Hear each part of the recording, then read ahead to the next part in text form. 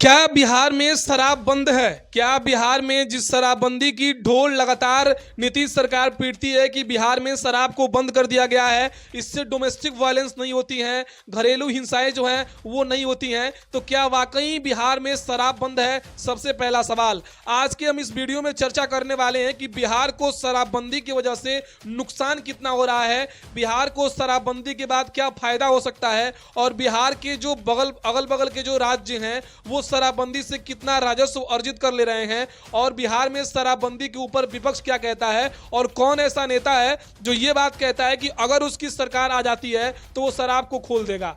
हम आज की इस वीडियो में यही चर्चा करने वाले हैं। हम चर्चा करने वाले हैं एक ऐसे नेता की जो कहता है कि अगर उसकी सरकार आती है तो वो शराब को खोल देगा। हम चर्चा करने वाले हैं एक और ऐसे नेता की जो ये बात कहता है कि नीतीश कुमार के राजनीति में 300 शराबबंदी, स्मार्ट मीटर और जमीन का सर्वे यानी 300 जो होंगे वो आने वाले समय में उनकी सरकार को गिराने में सबसे बड़ा फैक्टर साबित होंगे।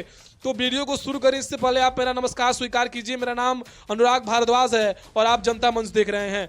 देखिए 1 अप्रैल 2016 की वो तारीख थी जब बिहार में शराब को बंद कर दिया गया था। कंप्लीट रूप से बिहार में शराबबंदी हो गई थी। लेकिन यही सवाल उठता है सबसे पहला कि क्या वाकई बिहार में शराब बंद है? अगर शराब बंद है, अगर नीतीश कुमार के समर्थक हैं आप और ये कहते हैं कि हाँ बिहार में शराब बंद है, तो आप ये भी जानते हैं कि बिहार में शराब चालू भी है। जी हाँ, किस तरीके से लोग अवैध शराब बेचते हैं। लोग जो है वो अवैध शराब बेचते हैं। अभी भी गांव-गांव में लगभग बिहार के हर एक पंचायत में कोई ऐसा पंचायत नहीं होगा जिसमें शराब नहीं मिलता है। ये मैं दावे के साथ कह सकता हूँ। ये मेरे पर्सनल विचार हैं क्योंकि मैं देख रहा हूँ मेरे अगल बगल के सारे पंचायतों में कहीं ना कहीं तो शराब मिलता है। क्योंकि जो लोग पीने वाले हैं वो लोग शराब पीते ही पीते हैं। कैसे भी जुगाड़ करके पुलिस भी आती है, पकड़ती भी है, वो जेल भी जाते हैं, लेकिन बावजूद उसके कि वो शराब पीते हैं। लेकिन शराब पीने वाला व्यक्ति कैसे भी करके जुगाड़ लगा के शराब पी लेता है। ये बिहार की सच्चाई है इस समय की। तो अगर इस बात को हम कहते हैं कि बिहार में शराब बंद है और मैं कह रहा हूं कि बिहार में शराब बंद नहीं है, शराब को और अधिक तरीके से प्रभावित कर दिया गया है अवैध तरीके से, तो आप कहेंगे कि इसका क्या प्रूफ है? प्रूफ ये है कि आप हमेशा किसी भी अखबार के पहले पन्ने पे, दूसरे पन्ने पे, तीसरे पन्ने पे महीने में 1 से 2 बार जरूर ये चीज सुन लेते होंगे कि इस जगह पे जहरीली शराब के पीने की वजह से 1 लोगों की मृत्यु हो गई, 2 लोगों की मृत्यु हो गई या 3 लोगों की मृत्यु हो गई। अभी छपरा सिवान सारण की कहानी है आज से 1 डेढ़ महीने पहले की, जहां पे शराब पीने की वजह से 40 से अधिक लोग प्रभावित हुए थे। इनमें 30 से अधिक लोगों की मृत्यु हो गई थी जहरीली शराब के वजह से। हर बार ये चीजें निकल कर सामने आती हैं कि जहरीली शराब के पीने की वजह से लोग मर रहे हैं, लोगों की मृत्यु हो रही है। ये आंकड़ा भी आपके सामने आप देख सकते हैं, पीछे आपने न्यूज कटिंग्स में देख लिया। तो ये यहाँ पे प्रूफ हो जाता है कि बिहार में शराब है, क्योंकि शराब है तभी तो लोग जहरीली शराब पी के मर रहे हैं। पहली बात।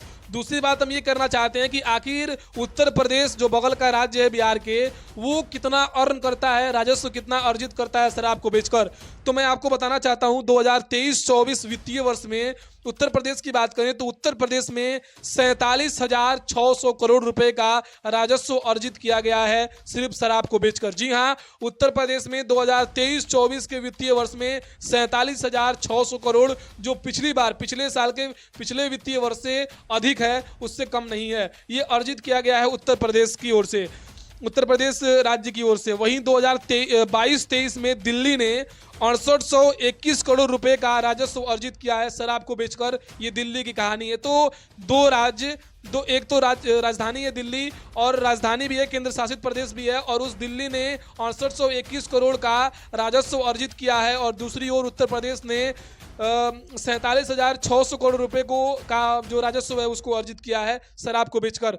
तो कहीं ना कहीं से हम देख सकते हैं कि एक बड़ा रकम चुकाना पड़ रहा है नीतीश सरकार को शराब को न बेचते हुए, क्योंकि अगर बिहार में भी शराब खुले होते तो शायद हमारे राजस्व का एक बड़ा हिस्सा शराब से हो सकता था, शराब से अर्जित किया जा सकता था। लेकिन कितना मूल्य चुकाना पड़ रहा है आपको ही पता है और सबको ही जानता है। ये उत्तर प्रदेश की कहानी है, दिल्ली की कहानी है। बिहार की कहानी कुछ और होती, क्योंकि ये उत्तर प्रदेश से छोटा राज्य है और दिल्ली से बड़ा है। तो कहीं ना कहीं से यहाँ का जो आंकड़ा होता है, स्टैटिक्स होता है, वो बिल्कुल अलग होता है। तो ये सिर्फ शराब की वजह से राजस्व का कहानी है उत्तर प्रदेश और दिल्ली की। बिहार भी अर्जित कर सकता था।